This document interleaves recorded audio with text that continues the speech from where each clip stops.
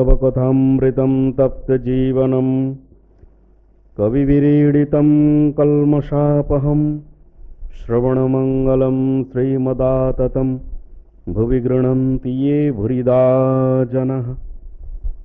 তোমার অমৃত স্বরূপ কথা তাপ দগ্ধ জনগণের জীবন স্বরূপ, কলমশাপহম সকল পাপের বিনাশক, মঙ্গলপ্রদ এবং সকল ঐশ্বর্যের আকর, যিনি এই কথামৃত জগতের সর্বত্র প্রচার করেন, তিনি সর্বশ্রেষ্ঠ দাতা। আজকের এই কথামৃত আলোচনা এবং পাঠের ক্লাসে উপস্থিত সকলকে আমার আন্তরিক ধন্যবাদ এবং শুভেচ্ছা জানাই। যারা অনলাইনে আছেন তাদের সকলকে আন্তরিক শুভেচ্ছা ও ধন্যবাদ জানাই।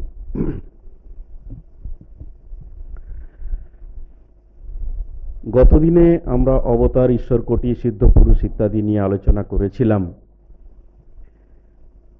আজকের আলোচনার বিষয়টিও তাই, অবতার বিষয়ক আলোচনা।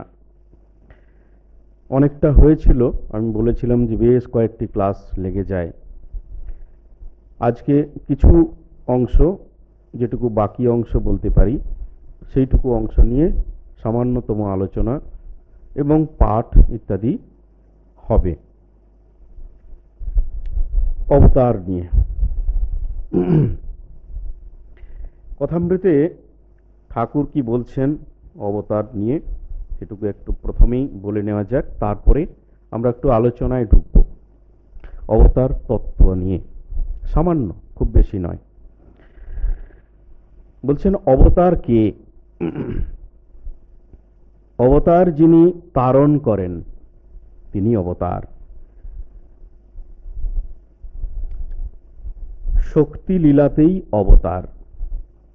অবতার প্রেম ভক্তি শেখাতে আসেন। অবতার যেন গাভীর বাঁট, দুধ বাঁট থেকে পাওয়া যায়, মানুষে তিনি অবতীর্ণ হন। অবতার লীলা যে আদ্যাশক্তিরই খেলা। অবতার একটা রূপ, সেই রূপটি চিদাকাশ থেকে গড়ে ওঠা একটি রূপ। এই রূপটি চিদাকাশ থেকে যেন উঠছে, সেই রূপ। এই অবতার লীলাটি কিন্তু আদ্যাশক্তিরই খেলা। আমরা আদ্যাশক্তি কাকে বলছি জানি, তিনটি গুণ আছে, সত্ত্ব, রজ এবং তমগুণ। এই সত্ত্ব, রজ, তমগুণ যখন সাম্যাবস্থায় আসে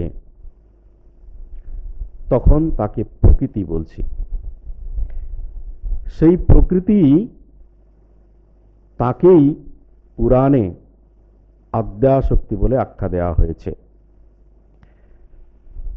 যাকে বিজ্ঞানের ভাষায় এনার্জি বলা হয়। এখন এই আদ্যাশক্তি এবং অবতার, অবতরণ করেন, তারণ করেন তিনি। গীতাতে কি বলেছে আপনারা সবাই জানেন, ভগবান শ্রীকৃষ্ণ। আর তাছাড়াও আমরা একটু অবতার তত্ত্ব নিয়ে সামান্য একটু আলোচনা করব। বেশি ডিপে যাব না, কারণ গেলেই একটু একঘেয়েমি লাগবে এবং মাথার উপর দিয়েও হয়তো অনেক সময় পেরিয়ে যাবে। আমাদের যতটুকু বুদ্ধির দৌড়, সেইটুকুর মধ্যে সীমাবদ্ধ থাকলেই আমার মনে হয় জিনিসটা আমরা আত্মীকরণ করতে পারবো এবং জীবনে কাজে লাগবে। আমি সেইটুকু অংশই নির্বাচন করেছি, আপনাদেরকে পড়ে একটু সামান্য কিছু আলোচনা করে শোনাচ্ছি প্রথমে, তারপরে আবার কথামৃতের কথায় আসব। আমরা জানি তত্ত্বমসি একটি মহাবাক্য, আরো তিনটি মহাবাক্য আছে। অহম ব্রহ্মাস্মি, অয়মাত্মা ব্রহ্ম, প্রজ্ঞানম ব্রহ্ম।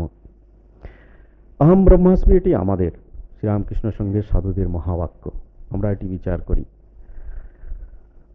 আর অয়মাত্মা ব্রহ্ম,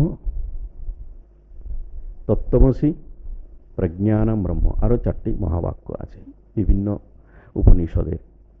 তত্ত্বমসি, তৎ ত্বম অসি, তুমি সেই। এই তৎ অর্থাৎ তুমি বা তাহা বা তিনি, এই পদার্থের যাহা পরিজ্ঞাপক তাকেই তত্ত্ব বলে। এই পদার্থের পরিজ্ঞাপক জি, তাকে তত্ত্ব বলে। তত্ত্ববিদগণ যারা এই তত্ত্বকে জেনেছেন, উপলব্ধি করেছেন,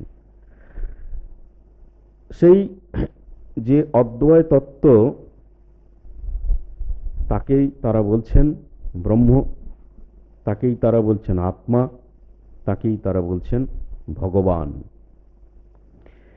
3 শব্দ দ্বারা তাকে প্রকাশ করা হচ্ছে। বদন্তি তৎ তত্ত্ববিদ তত্ত্বম যৎ জ্ঞানমদ্বয়ম ব্রহ্মেতি পরমাত্মেতি ভগবানিতি শব্দতে, মহাভারতের কথা। এখন সাধন ভেদে একেরই ত্রিবিধ প্রকাশ। সেই এক যাকে বলছি আমরা, সেই তত্ত্ব, সেই একেরই ত্রিবিধ প্রকাশ। এক হচ্ছে ব্রহ্ম, আত্মা, ভগবান বললাম। সাধন ভেদে একেরই ত্রিবিধ প্রকাশ, একেরই 3 ভাব। জ্ঞানীর নিকট তিনি ব্রহ্ম, যোগীর নিকট তিনি পরমাত্মা, আর ভক্তের নিকট তিনি হচ্ছেন ভগবান। এটি কিন্তু মনে রাখতে হবে। সকলেই কিন্তু এই ভগবান, আত্মা, ব্রহ্ম, এক কথায় যদি তাকে বলি, আমরা বলবো সচ্চিদ আনন্দ, সৎস্বরূপ, চিৎস্বরূপ, আনন্দ স্বরূপ, তাকেই আমরা বলবো এক শব্দ দিয়ে। সচ্চিদ আনন্দ স্বরূপ বলে দিলে, বলে দেওয়া তো হলো, শুনে নিলাম, বুঝবো কি করে? তো তাকেই সাধন ভেদে বিভিন্ন সাধক, যাকে ব্রহ্ম বলে তাকে সাধন করছেন, পরমাত্মা বলে সাধন করছেন যিনি যোগী, আর ভক্ত ভগবান বলে সাধন করে যাচ্ছেন। আসছি আস্তে আস্তে অবতারের দিকে আমরা আসছি।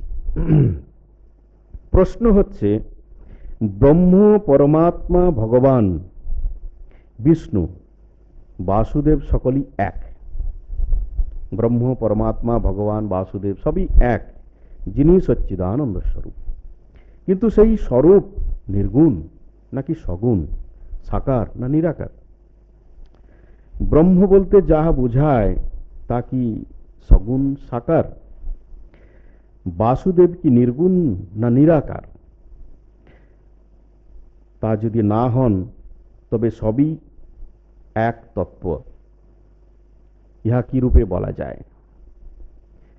এই সকল বিষয়ে নানা রকম সংশয় উপস্থিত হয়। বাস্তবিক একটা কথা বলে দিলাম, তিনি কি সগুণ না নির্গুণ, নিরাকার কি, আমাদের তো কিছুই ধারণা নেই। তো সেখানে এইরকম সংশয় আমাদের আছে এবং থাকবেও। সেই সংশয় নিরসনটাই হচ্ছে আমাদের উদ্দেশ্য, এবং কিভাবে সেটা আস্তে আস্তে নিরসন হয়, এর আগের দিনে ক্লাসে একটু আলোচনা হয়েছিল। আজকে একটু শাস্ত্র দিয়ে আমরা দেখছি উপনিষদে কি বলছে।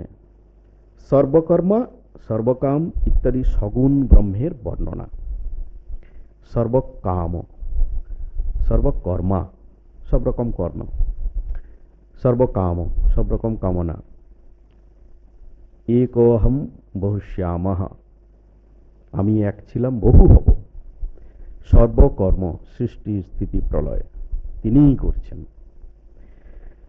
এ হচ্ছে সগুণ স্বরূপের আলোচনা, বর্ণনা। সগুণ স্বরূপ, ব্রহ্মের সগুণ স্বরূপ রূপটি। আবার বলা হচ্ছে অস্থূল, অননু, অহ্রস্ব, অদীর্ঘ, অব্যয় ইত্যাদি নির্গুণ ব্রহ্মের বর্ণনা, নির্গুণ স্বরূপের বর্ণনা। সে এক সচ্চিদানন্দকেই দুইভাবে আমরা বর্ণনা করছি। বস্তুত উপাসনা অর্থ হচ্ছে সগুণ ব্রহ্মের উপাসনা। আমরা যারা সবাই উপাসনা করছি, নির্গুণ ব্রহ্মের উপাসনা করা খুব কঠিন আছে। সগুণ ব্রহ্মের উপাসনা বলতে এক কথায় আমরা ধরে নেব যে সগুণ ব্রহ্মেরই উপাসনা, যা নির্গুণ, নির্বিশেষ, নিষ্ক্রিয়, যাকে সৃষ্টিকর্তা ঈশ্বর বা প্রভু কিছুই বলা চলে না, মনুষ্য তাহা সহজে ধরিতে পারে না, তার সহিত কোনো ভাবভক্তির সম্বন্ধ স্থাপন করতে পারে না, তাহা অচিন্ত স্বরূপ, নিজ বোধস্বরূপ, বাক্যমনের অতীত। মনোযাত্রাপি কুণ্ঠিতম যতোবাচ নিবর্তন্তে অপ্রাপ্য মনসা সাহা। তাহার একমাত্র বর্ণনা তিনি এই নন, যেটা আমরা নির্গুণ ব্রহ্মকে পাওয়ার জন্য, উপলব্ধি করার জন্য যেটা করি আমরা, তিনি এই টেবিল নন, চেয়ার নন, এই বই নন, এই মোবাইল নন, আমি নই, আপনি নই। নেতি নেতি করে করে আস্তে আস্তে আমরা সেই তত্ত্বকে ধরার চেষ্টা করে থাকি। তাহলে সেটা খুব কঠিন কাজ। কিন্তু আমাদের যে মন, মনুষ্য মন, সেটা কি হয়, সহজে এইটাকে ধারণা করতে পারে না। কোনটা? এই যে ব্রহ্মের যে নির্গুণ, নির্বিশেষ, নিরাকার এবং নিরবয়ব, নিরুপাধিক যে স্বরূপটি আছে, সেটিকে আমরা বলতে পারি। অননু, অস্থূল, অব্যয় ইত্যাদি যে বর্ণনা আছে, সেগুলো আমরা বলছি ঠিকই, কিন্তু ধরতে পারি না, অনুভব করতে পারি না। সেই জন্য আমাদের মন চায় একটা মূর্ত কিছু, একটা কিছু আকার, যার মধ্যে সেই গুণটা থাকবে, একটা আধার চাই, যার মধ্যে আমরা গুণগুলোকে প্রতিষ্ঠিত করতে পারবো যে তিনি ওই রকম, তিনি এই রকম। সেই গুণটি যেই প্রতিষ্ঠিত করতে পারবো, তার মধ্যে গুণকে, তার মধ্যে উপাধিকে তার মধ্যে রাখতে পারবো, সেটি আমরা সহজে বুঝতে পারি, মনুষ্য মন সহজে ধরতে পারি। সেটা আমাদের ভক্তের কাজ। ভক্তরা সহজে এটা বুঝতে পারে, ধরতে পারে। তাহলে মোটামুটি এই পর্যন্ত গেল। এবারে ভগবান শ্রীকৃষ্ণ গীতায় কি বলছেন, একাদশ অধ্যায়ের 55 নম্বর একদম লাস্ট শ্লোকটাতে বলছেন, সর্বকর্মকৃত মত পরমো মদ ভক্ত সঙ্গবর্জিতঃ নির্বৈর সর্বভূতেষু ইয়ঃ স মামেতি পাণ্ডবঃ। এই গীতার একাদশ অধ্যায়ের শেষে শ্রী ভগবান অর্জুনকে বলছেন, যিনি মত পরায়ণ হয়ে অনন্যভাবে আমাকে ভজনা করেন, তিনি আমাকে প্রাপ্ত হন। অর্থাৎ এই যে মত পরায়ণ এবং অনন্যভাবে আমাকে ভজনা করে, তিনি আমাকে প্রাপ্ত হন। তিনি কে? ভগবান শ্রীকৃষ্ণ। তিনি তো মনুষ্য রূপ ধারণ করে এসেছিলেন, অবতার রূপে এসেছিলেন। তার মধ্যে যে গুণগুলি ছিল, সেটা কি? সগুণ ঈশ্বর, তিনি, তাকে ভগবান বলছি। তাতে মত পরায়ণ হয়ে অনন্যভাবে অন্য কোনো বিষয়ে মন না দিয়ে ইন্দ্রিয়গুলোকে সংযম করে, সংযত করে, একমাত্র ভগবানেই মনটিকে দিয়ে, বাসুদেব, বাসুদেবেই মনটি দিয়ে আমরা যে ভজনা করছি, করলে কি হবে? বাসুদেব নিজের মুখে বলছেন যে তিনি আমাকেই প্রাপ্ত হন। এখন তখন অর্জুনের মনে এই সগুণ নির্গুণ ভাবের প্রশ্নটি উদয় হয়েছিল। তিনি জিজ্ঞাসা করেছিলেন, সতত মদগত চিত্ত হয়ে যে সকল ভক্ত তোমার অর্থাৎ সগুণ ঈশ্বরের উপাসনা করেন এবং যারা অব্যক্ত অক্ষরের উপাসনা করেন, এই দুইয়ের মধ্যে শ্রেষ্ঠ কে? দ্বাদশ অধ্যায়ের এটা পাবেন আপনারা। তাহলে এই দুইয়ের মধ্যে কারা শ্রেষ্ঠ? ভগবানকে প্রশ্ন করলেন যে আপনাকে, আপনি তো সগুণ সাকার, যারা নির্গুণ নিরাকার অব্যক্ত, তাকে যারা উপাসনা করছে, দুইয়ের মধ্যে কারা শ্রেষ্ঠ? ভগবান কি উত্তর দিলেন? বলছেন, নিত্যযুক্ত হয়ে যারা আমার সগুণ স্বরূপের উপাসনা করেন তারা আমার কাছে শ্রেষ্ঠ। এটাই আমার মত, তারাই আমার কাছে শ্রেষ্ঠ, ভগবান বলছেন। তবে যারা অক্ষর ব্রহ্মের চিন্তা করে থাকেন তারাও কিন্তু আমাকেই প্রাপ্ত হন। অর্থাৎ সেই এককেই আমরা প্রাপ্ত হচ্ছি। সেই একই হচ্ছে একবার সগুণ, একবার নির্গুণ।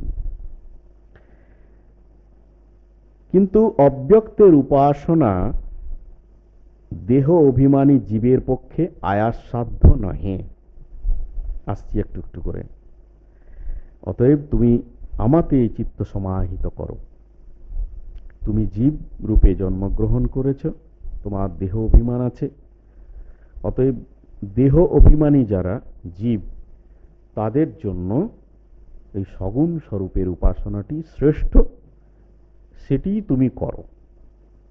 কিন্তু যারা অক্ষর, অব্যক্ত, নিরাবয়ব, নির্গুণ নির্বিশেষ নিরুপাধিক ব্রহ্মের উপাসনা করছে, তারাও কিন্তু আমাকে পাবে, সে আমাকেই পাবে। সুতরাং বোঝা গেল যে একই বস্তু দুটি ভাব, একটি সগুণ, একটা নির্গুণ। তত্ত্বে যাকে নির্গুণ বলছি, লীলায় তিনি সগুণ। শ্রীমদ্ ভাগবতে বলছে, লীলয়া ব্যাপী যুঞ্জৈরন নির্গুণস্য গুণাহ ক্রিয়াহ। নির্গুণ ব্রহ্ম লীলাবশে গুণ ও ক্রিয়াযুক্ত হন। সেই নির্গুণ ব্রহ্মই কিন্তু লীলাবশে, লীলায় তিনি সগুণ হন। একটা কারণ হলো, আরো কারণ আছে, আসছি আস্তে আস্তে। তাহলে এই পর্যন্ত কি গেল? যে আমরা সেই তত্ত্বমসি তত্ত্ববিদগণ যাকে নির্গুণ নিরাকার নির্বিশেষ ব্রহ্ম বলছিলেন, তিনি সগুণ সাকার হয়ে আছেন কাদের জন্য? যারা দেহ অভিমানী মানুষ, তাদের জন্য লীলা করতে আসেন। একটা কারণ হলো লীলা। লীলা কই বললাম?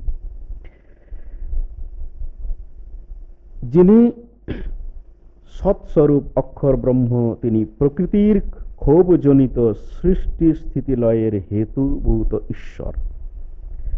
এটা একটা অন্য কথা যদিও। এবার একটা প্রশ্ন আসছে যে তাহলে দেখা যাচ্ছে যে প্রায় সকল সম্প্রদায় সগুণ ব্রহ্মের উপাসক। আমরা আমাদের বিভিন্ন সম্প্রদায়গুলো যেগুলো দেখতে পাচ্ছি, হিন্দু, মুসলিম, শিখ, খ্রিস্টান, ইসাই, সমস্ত সগুণ ব্রহ্মেরই উপাসক, নির্গুণ নিরাকার ব্রহ্মের উপাসক নয়। আমাদের কাছাকাছি বিভিন্ন ধর্মের মানুষকে, হিন্দু ধর্ম ছাড়া অন্যান্য ধর্মের যে মানুষ যারা আছে, তারা নিরাকার সগুণ ব্রহ্মের উপাসক। কোনো আকার তারা রাখেন না আমাদের মতো। আমরা শিব, কালী, দুর্গা, জগদ্ধাত্রী, কৃষ্ণ, বুদ্ধ, চৈতন্য, কত কি আকার রেখেছি, প্রতীক রেখেছি, আবার মূর্তিও রেখেছি। তারপর আমরা উপাসনা করছি সগুণ। তার মধ্যে গুণ আছে, একটা রূপ আছে, তার উপাসনা করছি। কিন্তু আমাদের কাছাকাছি দেখা যাচ্ছে তারা সগুণ কিন্তু নিরাকার ব্রহ্মের উপাসনা করে। এটা আরো কঠিন একটু। আবার নির্গুণ নিরাকার তো আরো কঠিন। তাহলে ওই একই তত্ত্ব যাকে আমরা সচ্চিদানন্দ বলছি, সেই তত্ত্ব তিনি কি করেন, লীলায় সগুণ হয়ে আসেন। সগুণ মানে গুণ যেখানে থাকবে, একটা আধার দরকার তো, তাহলে একটা শরীরকে অবলম্বন করে তাকে অবতীর্ণ হতে হবে, অবতরণ করতে হবে তারণ করার জন্য। তিনি কে? তিনি তো অবতার। তাহলে দেখা যাচ্ছে যে সকল সম্প্রদায় সগুণ ব্রহ্মের উপাসক, কিন্তু হিন্দু ব্যতীত অন্য কোন সম্প্রদায় সাকার ঈশ্বর মানে না। ঈশ্বর নিরাকার, ইহাই সকল সম্প্রদায়েরই মত, তাহাই নয় কি? হ্যাঁ, হিন্দু শাস্ত্র কি বলে?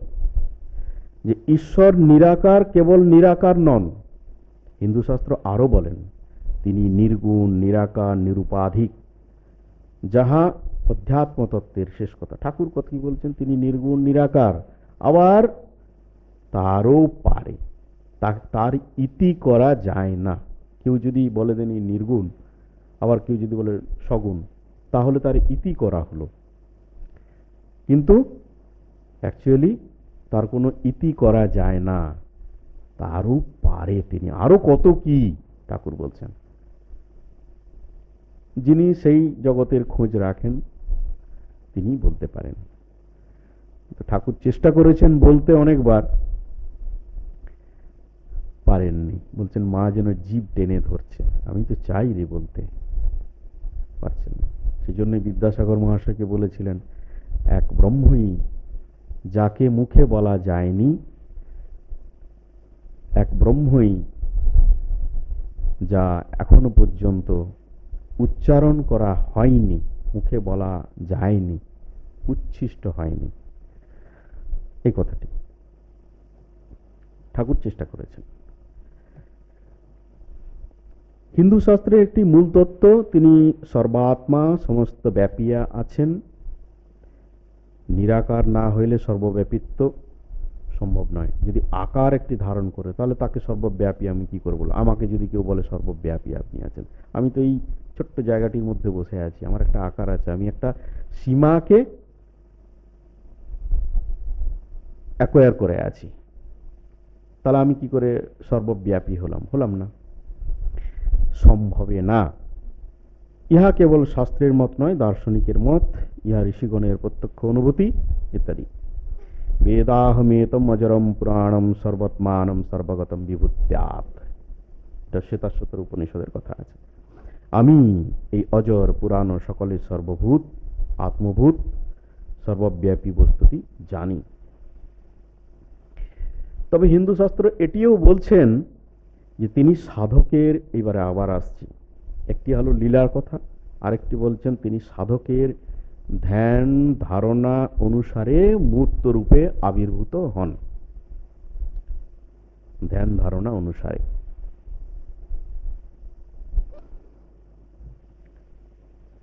ভগবানকে ভক্তরা যেভাবে চায়,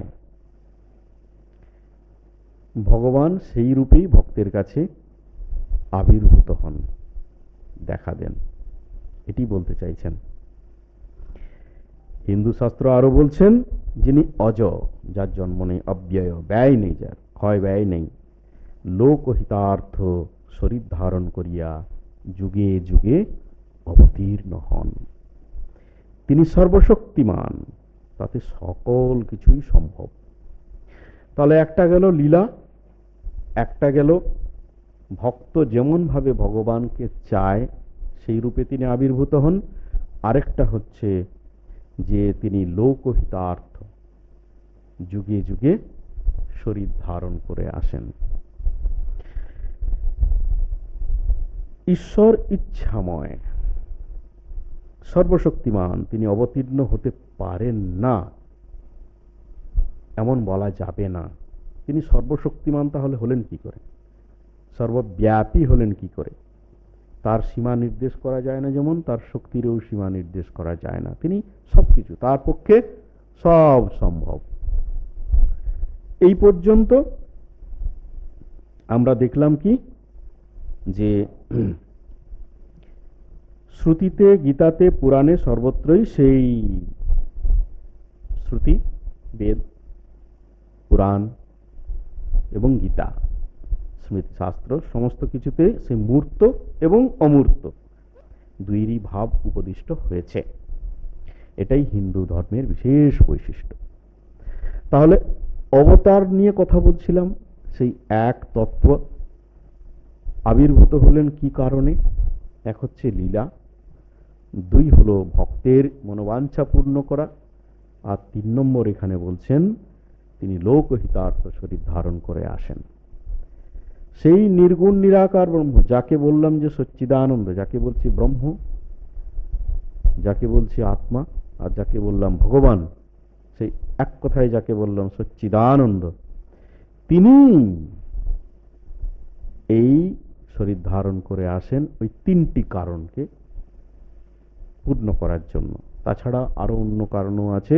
গীতাতে যেটি বলা হচ্ছে, যখন ধর্মের গ্লানি হয়, অধর্মের অভ্যুত্থান হয়, তারপরে সাধু ভক্তদের রক্ষা করার জন্য, ধর্মকে পুনঃপ্রতিষ্ঠা করার জন্য আমি অবতীর্ণ হই। এই কথাও তিনি নিজ মুখে বলেছেন। শ্রীমদ্ ভগবদ গীতা মুখে তিনি এই কথাগুলি বলে গেছেন ভগবান। তা এটাও একটা কারণ। এখন আমাদের মনে হবে ভগবান তো, আপনি তো বললেন সবই তার পক্ষে সম্ভব, তিনি সর্বব্যাপী, সর্বশক্তিমান, সর্বজ্ঞ, তার পক্ষে তো সবই সম্ভব। ঠিক, তার পক্ষে সবই সম্ভব।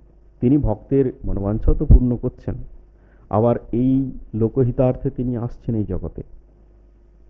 আবার তিনি যেমন বলেছেন জগৎকে রক্ষা করা তার একটা যেন দায়িত্ব, সেজন্য তিনি শরীর ধারণ করে আসছেন। তো আমাদের যে ক্ষুদ্র মন, সেই মন দিয়ে সেই নির্গুণ নিরাকার নিরাবয়ব নিরুপাধিক ব্রহ্মকে আমরা চিন্তা করতে পারবো না, প্রথম থেকেই যেটা বলছি। সেজন্য একটা আধার দরকার হচ্ছে, যেখানে আমাদের মনটিকে স্থির করে, তাকে অবলম্বন করে, তার উপদেশ, তার বাণী এবং তার নির্ধারিত বা নির্দিষ্ট পথ অবলম্বন করে, অনুসরণ করে আমরা সেই নির্গুণ নিরাকার নিরাবয়ব ব্রহ্মে পৌঁছতে পারি। তিনি কে? তিনি হচ্ছেন অবতার। বিভিন্ন যুগে তিনি দেহ ধারণ করে এসেছেন। সত্যযুগে এসেছেন, ত্রেতাতে এসেছেন, দ্বাপরে এসেছেন, কলিতেও তিনি এসেছেন শ্রীরামকৃষ্ণ রূপে। তিনি সেই সচ্চিদানন্দ স্বরূপ।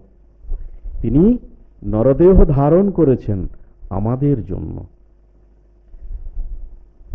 লীলা করে চলে গেলেন, রেখে গেলেন আমাদের বাঁচার নতুন আলোর বর্তিকা, নতুন একটি পথ, নতুন সাধনার রাস্তা দেখিয়ে গেলেন। আর জগতের যে সংশয় ছিল, সেই সময়ের যে ক্রাইসিস ছিল, সেটিকে তিনি পূরণ করে গেলেন। বর্তমান যুগে আমরা তাকেই অবলম্বন করে পথ চলছি। তিনি যদি না আসতেন, এই শ্রীরামকৃষ্ণ রূপে তিনি যদি না আসতেন, অবতার তারণ করেন বলছি তো, ঠাকুর নিজেই বলেছেন, শ্রীরামকৃষ্ণ রূপে যদি না আসতেন, মানুষ রূপে তিনি যদি না আসতেন, তাহলে আমরা বলতাম ও তো ভগবান, ওনার পক্ষে সব সম্ভব, তাতে আমার কি এসে যায়।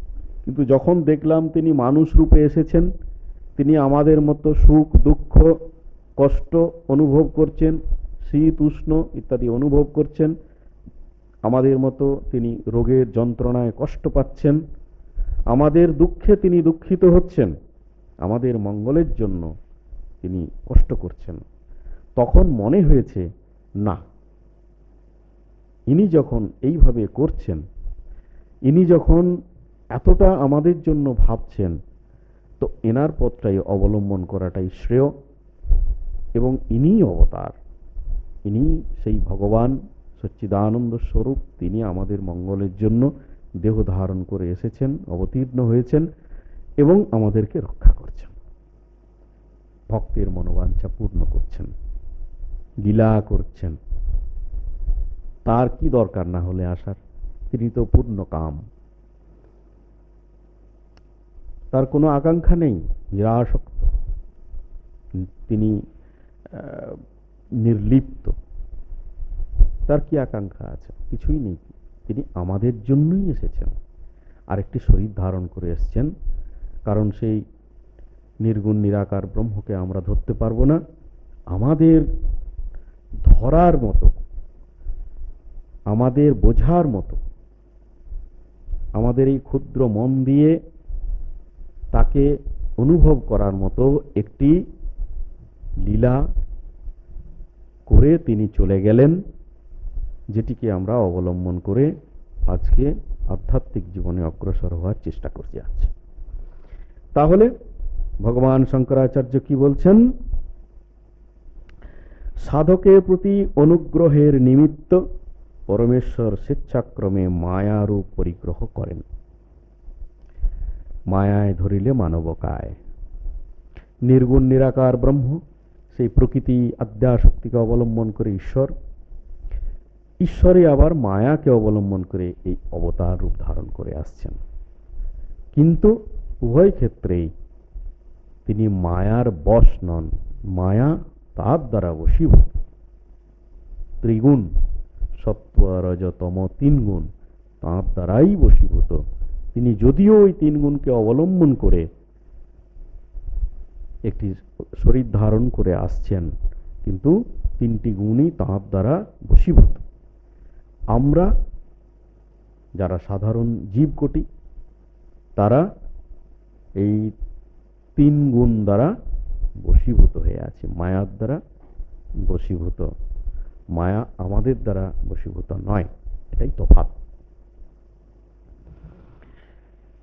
তাহলে আশা করি অবতার তত্ত্ব সম্বন্ধে একটু আধটু ধারণা হল। এইটুকু, যতটুকু হলো ব্যাস। মুদ্রা কথা ওইটাই যে সচ্চিদানন্দ পরব্রহ্মকে আমরা তো আর ধরতে পারবো না, তিনি কে বোঝাও কঠিন আছে আমাদের পক্ষে। সেই জন্য ভগবান নিজ গুণে আমাদের মঙ্গলের জন্য একটি শরীর ধারণ করে আসছেন, মায়াকে অবলম্বন করে শরীর ধারণ করছেন। আমাদের মতো হয়ে তিনি এই সংসারে থাকছেন, লীলা করে চলে যাচ্ছেন। আর আমাদের মঙ্গলের জন্য তিনি যা করে যাচ্ছেন সেইটি আমাদের কর্তব্য। এখানে একটি প্রশ্ন আসছে, বুদ্ধদেব কি তাহলে অবতার ছিলেন? তিনি দশাবতারের ভেতর একজন অবতার, অচল অটল নিষ্ক্রিয় বৌদ্ধ স্বরূপ। বুদ্ধি যখন এই বৌদ্ধ স্বরূপে লয় হয়, তখন ব্রহ্মজ্ঞান হয়, মানুষ তখন বুদ্ধ হয়ে যায়। ঠাকুর এই কথাটি বলেছেন। বুদ্ধি যখন ওই বৌদ্ধ স্বরূপে লয় হয়, তখন ব্রহ্মজ্ঞান হয়, তখন মানুষ বুদ্ধ হয়ে যায়। অনেক দূরের কথা। তোতাপুরি কি বলতো? মনের লয় বুদ্ধিতে, বুদ্ধির লয় স্বরূপে। স্বরূপে আমার যে প্রকৃত স্বরূপ, সচ্চিদানন্দ স্বরূপ আমি, আমরা চৈতন্য স্বরূপ, ওই দিক দিয়ে আমরা সবাই এক। কিন্তু অবতারও এক, আমিও এক, আপনারাও এক। তো সেই স্বস্বরূপে যখন বুদ্ধি লয় হয়, তখন বোধ স্বরূপ হয়ে যায়, ব্রহ্মজ্ঞান হয়ে যায়। কার সাহায্যে অবতার লীলা সম্ভব হয়? আদ্যাশক্তির সাহায্যে অবতার লীলা সম্ভব হয়। তার শক্তিতেই অবতার। অবতার তবে কাজ করেন সমস্ত মার শক্তি। ঠাকুরের কথাগুলো একটু স্মরণ করুন। একটু আগে যেটা বলছিলাম, সত্য রজ তম তিন গুণ যখন সাম্য অবস্থায় আসে, তখন সেটা হচ্ছে প্রকৃতি। এই প্রকৃতি হচ্ছে ত্রিগুণময়ী, ত্রৈগুণ্যময়ী প্রকৃতি। তিনি পুরাণে আদ্যাশক্তি রূপে খ্যাত। আবার ঠাকুর বলছেন, যিনি ব্রহ্ম তিনি শক্তি, তাকে আমি মা বলে ডাকি। ব্রহ্ম শক্তি অভেদ, তার শক্তিতেই অবতার। ওই শক্তি আদ্যাশক্তি, তার শক্তিতেই কিন্তু অবতার। ওই ত্রিগুণময়ী শক্তি বলছি তো, সত্য রজতম তিন গুণের, তার শক্তিতেই অবতার। নির্গুণ নিরাকার নিরাবয়ব নিরুপাধিক ব্রহ্ম, তাতে এই ত্রিগুণ যদি না যুক্ত হয়, না প্রতিফলিত হয়, তাহলে তিনি ঈশ্বর হবেন না। আর ঈশ্বর যদি মায়াকে অবলম্বন না করে অবতার হবেন না। তাহলে একই শক্তি খেলা করছে, যাকে বলছেন আদ্যাশক্তি। তাকেই ঠাকুর মা বলছেন, মার শক্তি। শক্তি ব্রহ্ম অভেদ। অর্থাৎ শক্তির সোর্স কিন্তু একটাই, একই শক্তি বিভিন্ন রূপে প্রকাশ পাচ্ছে বিভিন্ন সময়ে। ঈশ্বর অবতার হতে পারেন কি? একটু আগে এই তত্ত্বটি আলোচনা করলাম, সেখানে তো দেখলাম ঈশ্বরই তো অবতার হলেন। তো ঈশ্বরকে জানি না, অথচ তিনি মানুষ হয়ে অবতার হতে পারেন কিনা কি করে বুঝবো? এই প্রশ্নে ঠাকুর বলেছিলেন সবই সম্ভব তার পক্ষে। ঠাকুর বলেছিলেন তার পক্ষে সবই সম্ভব, হতেই পারে। ঈশ্বর কেন অবতার হন? এই কথাগুলো যেগুলো আমরা পড়লাম সেটা এই কথামৃত থেকে দেখছি। ঈশ্বর সর্বস্থানে সর্বভূতে আছেন বটে, কিন্তু অবতার না হলে জীবের আকাঙ্ক্ষা প্রয়োজন মেটে না। বলছে কিরকম জানো? গরুর যেখানে ছোবে গরুটাকেই ছোঁয়া হয় বটে, শিংটা ছুলেই গরুটাকে ছোঁয়া হলো, কিন্তু গাইটার বাঁট থেকে দুধ হয়। আরো পরে পরে যখন আমরা এই দিকটা আসবো আরো পরিষ্কার হবে জিনিসটা। সাধারণ লোকেদের অবতার তত্ত্ব বোঝানো কেন শক্ত? সাধারণ লোকদের অবতার তত্ত্ব বোঝানো একটু শক্ত আছে, সহজে বিশ্বাস হয় না, এটা একটা আছে। ওই যে অবতার তত্ত্বটি আমরা এতক্ষণ আলোচনা করলাম, যে মনে হবে যেন এই যে সর্বশক্তিমান সর্বব্যাপী যে ব্রহ্ম, তিনি এই 14 পোয়া শরীরের মধ্যে কি করে আসতে পারেন? এটা আমাদের সত্যি একটা ভাবার বিষয়। একটা মানুষকে দেখছি তিনি সর্বশক্তিমান সর্বব্যাপী, হতে পারেন কি? কি করে হতে পারে? এই বিশ্বাসটা আমাদের হয় না, সাধারণ মানুষের এই বিশ্বাসটা হয় না। ঠাকুর যখন দক্ষিণেশ্বরে ছিলেন কত কি লোক বলতো, পাগলা বামুন আরো কত কি বলেছে, বিশ্বাস করেনি। কয়েকজন মাত্র বিশ্বাস করেছিল। পরে পরে আসছি কারা কারা বিশ্বাস করেছিল, রামচন্দ্রকে কারা কারা বিশ্বাস করেছিল, সবাই বুঝতে পারেননি। কঠিন আছে বোঝা, সবার পক্ষে এই বোঝাটা সম্ভব নয়। একটুকু ওই যে বলছেন না, বাঁশ আর কলা বাঁধে সব উদ্ধার হয়ে যাবে, কারণ বাঁশ আর কলার মধ্যে কোনো সার বস্তু নেই। এটা বোঝার জন্য অন্তত পক্ষে একটু সার বস্তু দরকার আছে, তাহলে এই জিনিসটা বোঝা যাবে।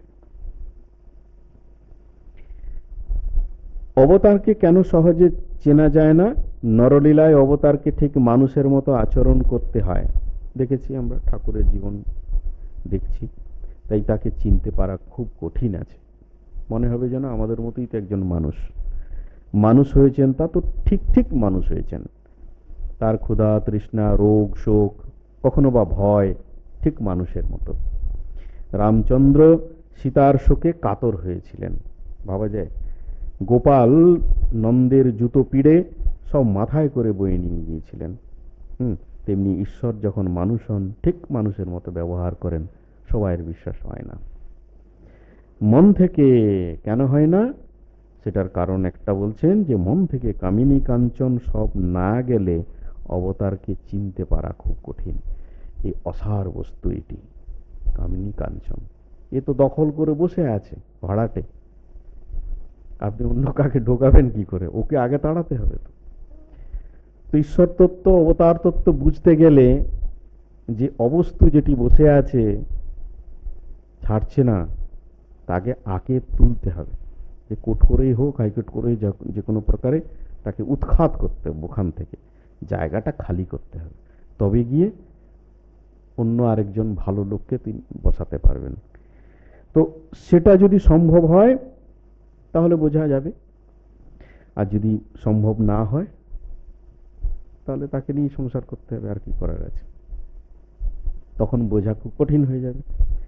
বেগুনওয়ালাকে হীরের দাম জিজ্ঞাসা করেছিল, সে বলল, আমি এর বদলে 9 সের বেগুন দিতে পারি, এর একটাও বেশি দিতে পারি না। যে যতটা বোঝে সে সেরকম দাম দেয়, যার যতটা বোঝার শক্তি সে সেরকম দাম দেবে। তো অবতার তত্ত্ব তো বোঝা খুব কঠিন আছে। যারা বুঝতে পারে না তারা তো বিশ্বাসও করবে না যে ভগবান ঈশ্বর হয়ে, ঈশ্বরেই সেই অবতার হয়ে এসেছেন। বোঝা খুব কঠিন। অবতারকে সকলে চিনতে পারে না। নারদ যখন রামচন্দ্রকে দর্শন করতে গেলেন, রাম দাঁড়িয়ে উঠে সাষ্টাঙ্গে প্রণাম করলেন আর বললেন, আমরা সংসারী জীব, আপনাদের মতো সাধুরা না এলে কি করে পবিত্র হব। রামই বলছেন, শুদ্ধ ব্রহ্ম পরাৎপর রাম, তিনিই বলছেন নারদকে। ভাবুন, চিনতে পারছেন না নারদ। আবার যখন সত্য পালনের জন্য বনে গেলেন, তখন দেখলেন রামের বনবাস শুনে অবধি ঋষিরা আহার ত্যাগ করে অনেকে পড়ে আছেন। রাম যে সাক্ষাৎ পরব্রহ্ম তা তারা অনেকেই জানেনই না। তারা ভেবেছেন দশরথের বেটা রাম, তিনি বনে চলে যাচ্ছেন, তার জন্য দুঃখ কষ্ট তাদের হচ্ছে, রাজা রাম। কিন্তু তিনি যে পরব্রহ্ম, শুদ্ধ ব্রহ্ম, সেটা তারা জানতেন না। তার জন্য তার কষ্ট হচ্ছে, দুঃখ হচ্ছে। এইটাই বলছেন। অবতার কাদের জন্য আসেন? যারা জ্ঞান বিচার করছে তাদের জন্য নয়। যারা সোহম হয়ে বসে আছে তাদের জন্যও নয়, আমাদের জন্য, ভক্তের জন্য অবতার হয়ে আসেন। এই অবতার তত্ত্ব আলোচনা করছিলাম, তাই তো। যারা জ্ঞানী তাদের জন্য নয়। তারা মহাবাক্য বিচার করবে, অহম ব্রহ্মাস্মি বিচার করবে, তাদের জন্য অবতার টবতার নেই। তারা মহাবাক্য বিচার করে জ্ঞান লাভ করবে। আর ভক্ত ওই অবতারকে ধরে ধীরে ধীরে অগ্রসর হবে। যেমন বলেছেন অবতার, সেরকম ভাবে তারা অগ্রসর হবে এবং জীবনকে ধন্য করবে। ঠাকুরের শরীর যাওয়ার ঠিক 2 দিন আগে কাশীপুরে ঠাকুরের শয্যা পার্শ্বে দাঁড়িয়ে নরেন চিন্তা করছেন, এখন যদি ঠাকুর বলতে পারেন যে তিনি ভগবান, তাহলে বিশ্বাস করব। ঠাকুর বুঝতে পেরে গেছেন অন্তর্যামী। পাশ ফিরে মুখটা ঘুরিয়ে বলছে, এখনো তোর বিশ্বাস হলো নি? যে রাম, যে কৃষ্ণ, ইদানিম এই দেহে শ্রীরামকৃষ্ণ, তবে তোর বেদান্তের দিক দিয়ে নয়। ওইখানে যারা জ্ঞান বিচার করে বেদান্তের কথা, তো সেই বেদান্তের দিক দিয়ে নয়, ভক্তের দিক দিয়ে। বেদান্তবাদীরাও ভক্ত। যারা অবতারকে বিশ্বাস করে, ভগবানকে বিশ্বাস করে, তাদের জন্য। পুরাণে অবতারকে আমরা নিয়ে এসেছি, তো বেদান্তের দিক দিয়ে নয়, তাহলে পুরাণের দিক দিয়ে তিনি অবতার রূপে এসেছেন। যে রাম, যে কৃষ্ণ, তিনি শ্রীরাম কৃষ্ণ রূপে এসেছেন, কি বললেন। এবারে বলছেন যে এখানে একটি কারণ দিয়েছেন, অবতাররা সমাধির পরে কেন শরীর রাখেন। এর আগের দিনে সেই রাজার বেটার কথা হয়েছিল, 7 তলা পর্যন্ত উঠতে পারে, আবার নেমে আসতে পারে, প্রত্যেকটা ঘরের চাবি তার কাছে আছে, সে জানে। সেরকম হয়তো কিছু একটা হবে। দেখি, সমাধিস্থ হবার পর শরীর থাকে না। কাদের? যারা জীবকোটি, তাদের থাকে না। সাধন ভজন করে ইত্যাদি করে যে সমাধি লাভ করলো, কিন্তু তাদের শরীর থাকে না। সমাধিস্থ হওয়ার 21 দিন পরে শরীরটি শুকনো পাতার মতো ঝরে যায়। কারো কারো লোক শিক্ষার জন্য শরীর থাকে। ওই কারোটাই হচ্ছে যারা অবতার পুরুষ, এরা লোক শিক্ষার জন্য আসেন। লোকহিতার্থ লীলা কৈবল্যম। আর চৈতন্যদেবের মতো অবতারদের বলছেন যে কূপ খোঁড়া হয়ে গেল, জল বেরিয়ে গেল, তারপরে ঝুড়ি কোদাল কেউ রেখে দেন, আবার কেউ ফেলে দেন। কেন রেখে দেন? আরো কারো কাজে লাগবে, সেজন্য রেখে দেন আর কি। তো এরা হচ্ছে লোক কল্যাণ করার জন্য শরীরটি রেখে দেন। এর আগের দিনে আলোচনা করেছিলাম যে নারদ, তিনি ব্রহ্মর্ষি, তিনি ভক্তি ভাবটি রেখেছিলেন, জগতে ভক্তি প্রচার করে গেলেন। জ্ঞানের আমি রেখেছিলেন শঙ্করাচার্য, চৈতন্যদেব ভক্তির আমি রেখেছিলেন, দাস আমি রেখেছিলেন, ঠাকুর ভক্তির আমি, দাস আমি রেখে গেলেন। রেখে শরীরটি রেখেছিলেন আমাদের মঙ্গলের জন্য, আমাদের যাতে ভগবত ভক্তি হয়, আমরা যাতে ভগবানের সান্নিধ্য লাভ করতে পারি, সেই জন্য, আমাদের মঙ্গলের জন্য, লোকহিতার্থ। ঈশ্বর অবতার হিসাবে দেহ ধারণ করলে তার পরিণতি কি হয়? অবতারত্ব সর্বজীবে সম্ভব হলেও মানুষে তিনি বেশি প্রকাশ। যদি প্রশ্ন করা হয় যার ক্ষুধা তৃষ্ণা রোগ শোক ইত্যাদি আছে, তিনি অবতার হবেন কি রূপে, তার উত্তর পঞ্চভূতের ফাঁদে ব্রহ্ম পড়ে কাঁদে। এই দেখো না, সীতার জন্য রামের শোকে কাতর হওয়া, তিনি কাঁদতে লাগলেন সীতার শোকে। আবার হিরণ্যাক্ষ বধ করার জন্য বরাহ অবতার হলেন। হিরণ্যাক্ষ বধ হলো, কিন্তু নারায়ণ স্বধামে যেতে চান না। কতকগুলো ছানাপোনা নিয়ে বেশ আনন্দে আছেন। সকলে যখন শিবের কাছে গেল, বলছে প্রভু তো যাচ্ছেন না স্বধামে, কি করা যাবে? হ্যাঁ, শিব জেদাজেদি করলেন, এসে বললেন, তিনি রাজি হচ্ছেন না, এই ছানাপোনা নিয়ে বেশ আছেন। তখন শিব ওই ত্রিশূল দিয়ে শরীরটা ভেঙে দিলেন, নারায়ণ হাসতে হাসতে চলে গেলেন। এই পঞ্চভূতের ফাঁদে ব্রহ্ম পড়ে গেল। পঞ্চভূতের ফাঁদে অবতার কেন পাঁচিলের ফোকরের সঙ্গে তুলনীয়? এইখানে অবতারকে পাঁচিলের ফোকরের সঙ্গে তুলনা করা হয়েছে, এটি মাস্টারমশাই বলেছিলেন।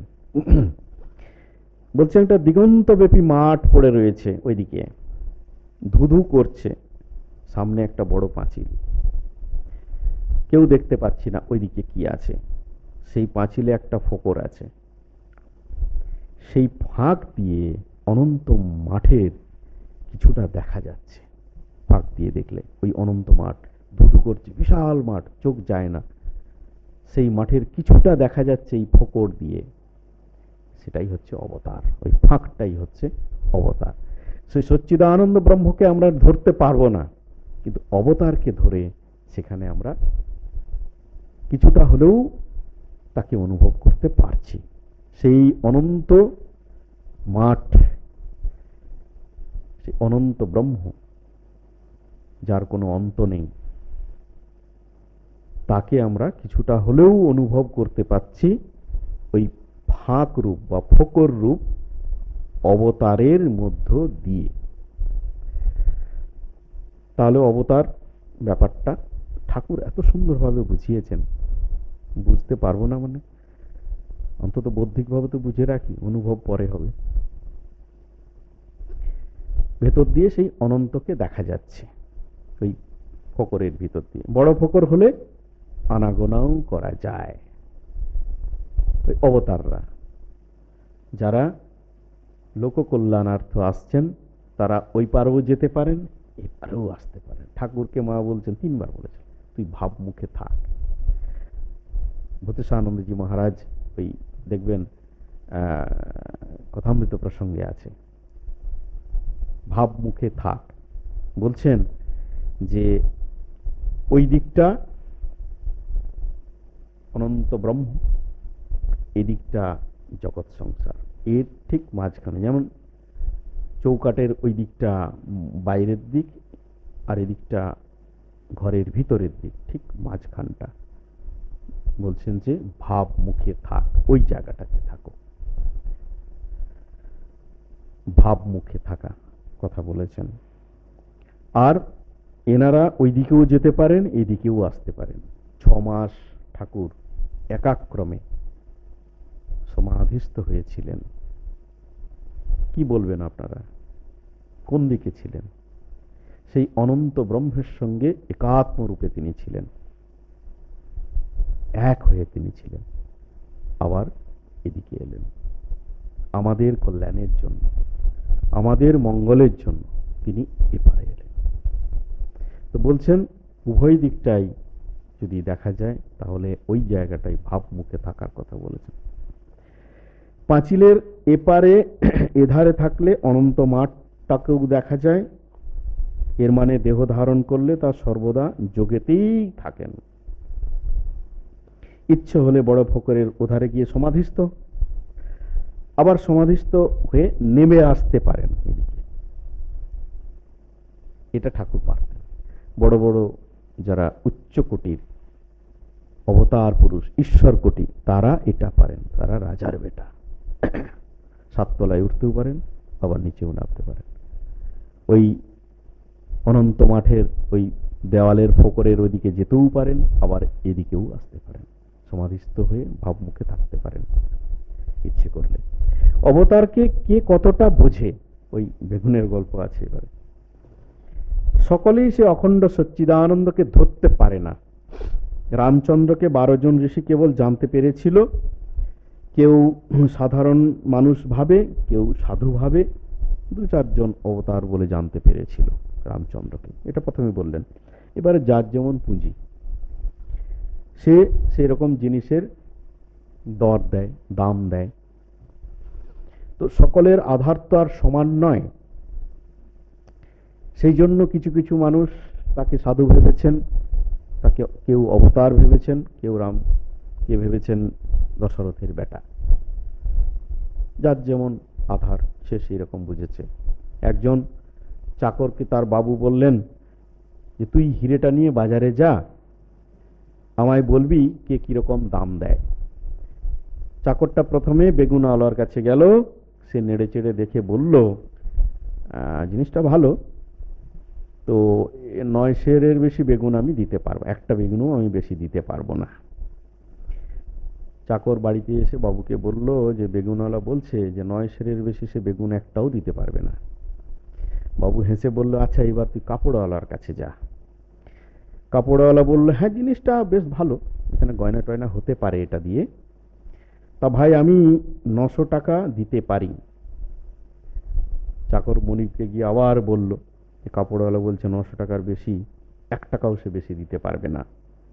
সে আরো বলছে যে বাজারের চেয়ে আমি নাকি বেশি দাম বলে ফেলেছি। তো যে যেমন ভাবছে সে সেরকম দাম দিচ্ছে। এবার বাবু বলল, হাসতে হাসতে বলছেন তুই জহুরির কাছে যা। তো জহুরির কাছে যখন হিরেটা নিয়ে গেল, জহুরি দেখেই বলল আমি 1 লাখ টাকা দেব। এই জিনিসটাকে সে চিনেছে, জানতে পেরেছে, তো সেই জন্য সে সেরকম দাম দিচ্ছে। যারা বুঝতে পারেনি, জানতে পারেনি, তারা সেরকম দাম দেবে। অবতারকে বিশ্বাস না করাটা বেগুনওয়ালার মতো বা কাপড়ওয়ালার মতো হবে। আর যে জহুরি, সে হিরেকে চেনে, সোনা চেনে, সব চেনে সে, তো সে সেরকম দাম দেবে, ঠকাবে না। তো তিনি ঠিক ঠিক জহুরি, তিনি চেনেন। তো সেই জন্য সঠিক জিনিসটার সঠিক দাম তিনি দিতে পারেন বা দেন। তো সবাই তো অবতারকে চিনতে পারে না, আমাদের মতো সাধারণ লোক যারা আছি আমরা অবতারকে হয়তো এখানে যদি ঠাকুর এসে বলেন আমিও এখানে এই বিশ্বনাথ মহারাজের পাঠ শুনবো, আমি শ্রীরামকৃষ্ণ, আমি এই রূপে এসেছি, আমরা বিশ্বাস করব? বলো দূর মশাই আপনি এখন জানতো উল্টো পাল্টা কথা বলছেন, কোথা থেকে এসছেন কে জানে, বিশ্বাস করবো না আমরা, হবে না, সম্ভব নয়। তারপরে হয়তো পরে পরে পরে পরে দেখতে দেখতে বুঝতে বুঝতে তখন মনে হবে না একটা কিছু ব্যাপার আছে লোকটার মধ্যে, হতেও পারে, তাও ডাউট থাকবে। তারপরে যখন তিনি নিজে না ধরা দেবেন ততক্ষণ আমরা বুঝতে পারবো না। এটাই হচ্ছে মূল কথা। অবতারকে চিন্তা করলেই কি ঈশ্বরকে চিন্তা করা হয়? একদম তাই। অবতারকে চিন্তা করলে ঈশ্বরকেই চিন্তা করা হয়। কারণ সেই অবতারের শক্তি ঈশ্বরের মধ্য এই ঈশ্বরের শক্তি অবতারের মধ্য দিয়ে কাজ করে। এর আগের দিন বলেছিলাম ঈশ্বর এবং অবতার একদিক দিয়ে ভিন্ন আর একদিক দিয়ে অভিন্ন। ভিন্ন আর অভিন্ন দুটো কথা বলেছিলাম। অভিন্ন এই অর্থে যে তারই তত্ত্ব, তারই শক্তি সেই অবতারের মধ্য দিয়ে কাজ করছে বলে অভিন্ন। আবার বলেছিলাম ভিন্ন এই অর্থে তিনি মানুষ রূপ ধারণ করে আসেন, মানুষের মতো রোগ শোক দুঃখ যন্ত্রণা ভোগ করেন, যেটা ভগবান করেন না।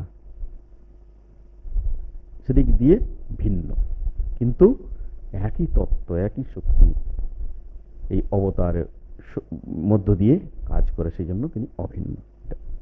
তাহলে যদি অবতারকে চিন্তা করা হয় তাহলে সেই ভগবান বা ঈশ্বরকেই চিন্তা করা হয়, ভিন্নতা কিছু নেই। তিনি অবতার রূপে এসেছেন আদ্যাশক্তিকে অবলম্বন করে, মায়াকে অবলম্বন করে। তাহলে অবতারকে দেখা মানেই ঈশ্বরকে দেখা, তাই তো? অবতারকে দেখা মানেই হলো ঈশ্বরকে দেখা। সরি, বলছেন যদি কেউ গঙ্গাকে স্পর্শ করতে যায় তাহলে কি হরিদ্বার থেকে গঙ্গাসাগর পর্যন্ত গঙ্গাটাকে স্পর্শ করে যাবে? দরকার নেই। গঙ্গার যে কোনো জায়গা, যে কোনো ঘাট থেকে স্পর্শ করলে সেই গঙ্গাকেই স্পর্শ করা হলো। তখন আমরা বলতে পারি যে গঙ্গা দর্শন করে এলাম, স্পর্শন করে এলাম। সব গঙ্গাটা হাত দিয়ে ছুঁতে হয় না। যদি তোমার পাটা ছুঁই তো তোমাকেই ছোঁয়া হলো। যদি সাগর গিয়ে একটু জল স্পর্শ করো তাহলে সাগর স্পর্শ করাই হলো, পুরো সাগরটাকে স্পর্শ করার দরকার নেই। অগ্নিতত্ত্ব সব জায়গায় আছে, কাঠে বেশি। ঈশ্বর তত্ত্ব যদি খোঁজো মানুষে পাবে, মানুষে বেশি প্রকাশ। সব কিছুর মধ্যেই ঈশ্বর প্রকাশ পাচ্ছেন, মানুষে তার প্রকাশটা বেশি। বেশি প্রকাশ যেখানে দেখবে উর্জিতা ভক্তি, প্রেম ভক্তি উথলে পড়ছে, ঈশ্বরের জন্য পাগল, তার প্রেমে মাতোয়ারা, সেই মানুষে নিশ্চিত যেন তিনি অবতীর্ণ হয়েছেন। তো সেরকম যদি আমরা ভাব দেখি, এর আগের দিনে বলছিলেন যে বালক ভাব, উন্মাদ ভাব, পিশাচবৎ, এই ধরনের ভাবগুলো যদি দেখি তখন আমরা বুঝবো যে হ্যাঁ, তিনি অবতার পুরুষ, তিনি সিদ্ধ পুরুষ, তিনি ঈশ্বর কোটি, তিনি সবকিছু। সেই ঈশ্বরেই এই রূপে এসেছেন। দক্ষিণেশ্বরে সেই সিদ্ধ পুরুষের কথা সেদিনে বলছিলাম। তো এইরকম যদি আমরা শাস্ত্রের দিকটা একটু জেনে নিই, তারপরে যদি দেখি শাস্ত্রের সঙ্গে মিলে যাচ্ছে, তখন আমরা বলবো যে ইনি সাধারণ নন, আলাদা কিছু। সেই জন্য ঠাকুরকে অনেক প্রমাণ দিতে হয়েছে দক্ষিণেশ্বরে। মথুরবাবু অনেক পণ্ডিত টণ্ডিত নিয়ে এসছেন, ঠাকুরেরই লীলা। তারপরে তারা প্রমাণ করেছেন ইনি সাধারণ মানুষ নন, ইনা ঈশ্বরের শক্তি ইনার মধ্য দিয়ে কাজ করছে। তিনি চৈতন্যের অবতার, কত কি বলেছেন সবাই, বিভিন্ন পণ্ডিত বিভিন্ন সময় সভা ডেকেছেন। তারপরে প্রমাণিত হয়েছে, তখন বিশ্বাস করেছে। তাও তো অনেক লোকের বিশ্বাস হয়নি। আমাদের পুণ্য, যিনি ঈশ্বর কোটি, তাকেই তো তার বাবা মারা ছাড়েননি। পাগলা বামন বলেছে, তাকেই তো ছাড়েনি। বিবাহ দিয়েছেন, বলেছেন পুণ্য যদি বিবাহ করে শরীর থাকবে না, তাই হলো। এরকম কত কি হয়েছে, সবাইয়ের বিশ্বাস হয় না। ওই যে বললাম না, কামিনী কাঞ্চনে যদি আসক্ত থাকে মন, তাহলে ওই সূক্ষ্ম তত্ত্ব, ঈশ্বর তত্ত্ব বোঝা খুব কঠিন আছে, ধরা যায় না। তো সেখানে মনটিকে শুদ্ধ বুদ্ধ মুক্ত স্বভাব করতে হবে, তাহলে আমরা ধরতে পারব। তো সময় হয়ে গেছে, আজ এই পর্যন্তই হলো। এরপরে অন্য কোনো বিষয় নিয়ে আমরা আবার আসব পরের রবিবারে। আজকে এই পর্যন্তই থাক। ওম শান্তি শান্তি শান্তি। হরি ওম তৎসৎ। সকলকে নমস্কার, ধন্যবাদ জানাই।